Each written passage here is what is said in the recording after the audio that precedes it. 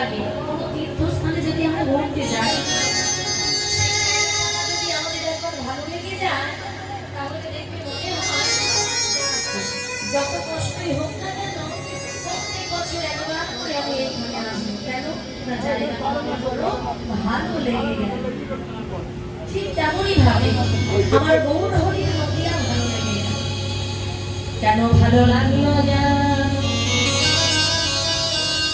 ভালো যে লাগলো তার তো একটা কারণ আছে, তাই না? বিনা কারণে কি কাউকে কেউ ভালো লাগে? লাগে না। তার কারণ একটা তো অবশ্যই আছে। তা আজকে কি হয়েছে না, নদিয়ার চাঁদ গৌর হরি যেই না নদিয়ার শ্রীরাম নবদ্বীপে অবতীর্ণ হলেন, লীলার এক পাশে দাঁড়িয়ে বৈষ্ণব কবি বলেন, আমার গৌর হরি কেন নদিয়ায় এলেন জানো? না আমার গৌর কেন নদিয়ায় এলেন জানো? বললেন নদিয়ার মতো হেন পবিত্র জায়গা এই ত্রিভুবনে নাই, সেই স্থানে অবতীর্ণ আমার চৈতন্য গোসাই। চৈতন্য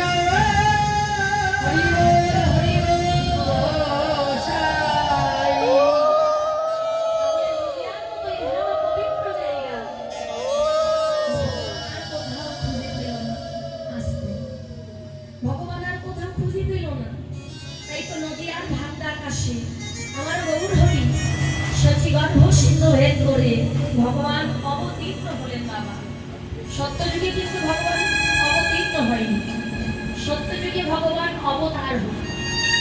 ত্রেতা যুগে প্রভু রামচন্দ্র তিনিও অবতার হল, তারপরে আমার গোবিন্দ তিনিও অবতার হল। আর কলিতে আমার গৌর হরিও যে অবতীর্ণ হলো, অবতীর্ণ হলো। কেন অবতীর্ণ হয়েছে না? অন্যান্য যুগে ভগবান ভগবান হয়ে গেল, আর কলিতে আমার গৌর হরি বাবা ভক্ত হয়ে। কেননা ভগবান জানতে চায় ভক্ত কেন আমায় এত ভালোবাসে।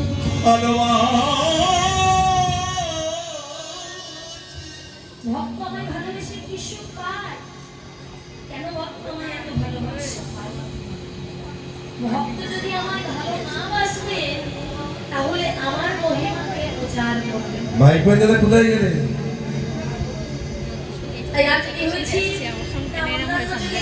ভগবান হইলেন আর কলিতে আমার গৌর হরি আমাদের ভক্ত। চাপুন সামনে একটু চাপুন।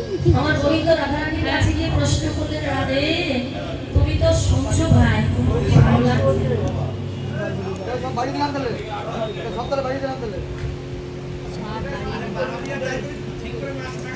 হ্যাঁ তুমি তো শুনছো, আমাকে সামনে গিয়ে কোনো লাভ নেই ভাই। যারা শোনার দরকার হবে তারা কীর্তন আসলে আসবে, তাই না মা? দেখো আমাদের যিনি গুরুদেব কীর্তন তিনি কি বলে জানো? 30,000 কীর্তনী আছেন পৃথিবীতে। ওই 30,000 কীর্তনিয়ার কীর্তন কিন্তু তুমি ঘরে বসে শুনতে পারবে না।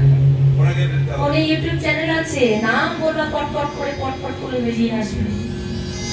30,000 কীর্তনিয়া তুমি 1 ঘন্টার মধ্যে ঘরে বসে শুনতে পারবে, কিন্তু ভক্ত সঙ্গম ওই ফোন দেখে তুমি করতে পারবে না।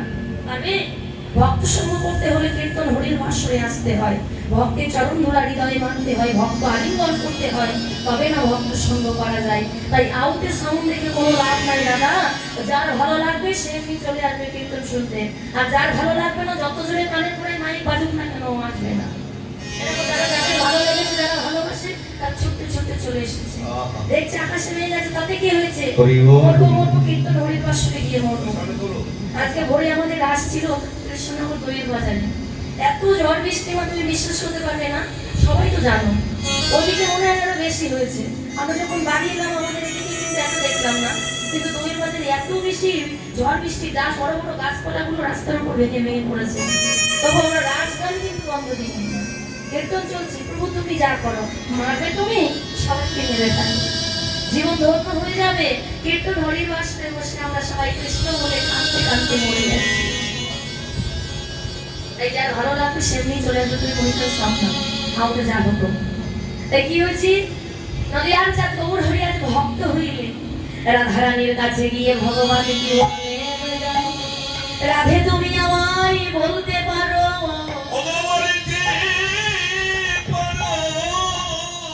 কেন আমায় এত ভালোবাসো? তুমি কেন এত আমায় ভালোবাসো? তুমি কেন আমায় এত ভালোবাসো আপনি বলতে পারো? আমি বিশ্ব ব্রহ্মাণ্ডের মালিক, আমি সর্বৈশ্বর্যপূর্ণ ভগবান। আমি ভগবান হয়ে কেন বুঝি না ভক্ত আমায় এত ভালোবাসে? তুমি আমায় বলতে পারো রাধে? রাধারানী বললেন, বধূ তুমি যদি জানতে চাও ভক্ত কেন তোমায় এত ভালোবাসে, তাহলে তোমার ওই ভগবান জ্ঞান শূন্য করতে হবে।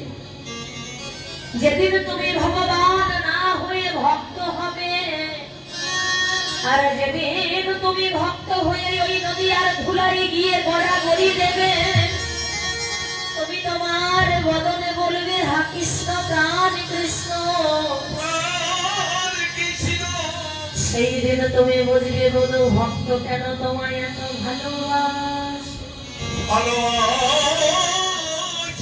মা, আমি যদি ধনী হয়ে দুঃখীর খবর নিতে যাই, কি গো মা তোমার খুব দুঃখ হলো, আমার অনেক টাকা পয়সা আছে, আমি তোমায় কিছু সাহায্য করলাম, বলে ভগবান যদি না দেয় না, মানুষ পরিপূর্ণ করে দিলেও তাকে কোনোদিন ভরাতে পারে না। আর যদি একজন মিয়ার মালিক করে একজন, ভালোবাসার মালিক একজন, সে যদি ভালোবাসে জগতে কেউ তোমায় যদি না দেখতে পারে, তার কোনো দুঃখ নেই। কেন এসেছি আমি তার ইশারায়, চলে যেদিন যাব আমি তার ইশারায় চলে যাব। জগতে যখন আমি এসেছিলাম একা একা এসেছিলাম, আবার চলে যখন যাবই আমি সেদিনও যাব একা একা। কোনো কিছু সঙ্গে করে নিয়ে আসি না, কোনো কিছু সঙ্গে করে তোমা নিয়েও যাব। তাই আজ কি হয়েছে, দুঃখের দুঃখটা যদি বুঝতে হয়,